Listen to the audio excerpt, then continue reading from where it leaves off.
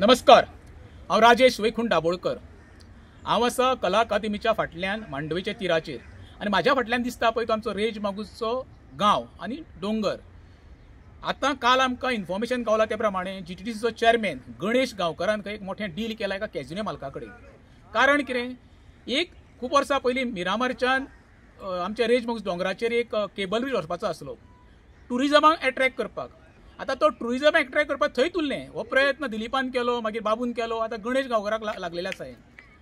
हांव गणेश गांवकारांक सांगता कितें, आमी लिगल लढाई हेच्या विरुद्ध लडटलेच आनी तुमी पळय केबल ब्रिज कोणाक घालूंक सोदता तें आमकां खबर आहा। हें आमकां इन्फॉर्मेशन गावला पळय त्या प्रमाणे तुमी ही सोयी सुविधा खंय कॅजिनोवाल्यांक करूंक सोदता। गणेश गांवकार, तुमचो सावर्डे गांव पळय आसा हो मायनिंगेन तुमी काबार केल्लो आसा।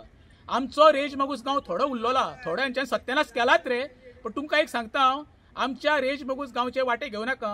आमी लिगल लढाई लडटलीत रे, पैसे पैसे करून मरे तुमी व्हरोंकय पावचे ना।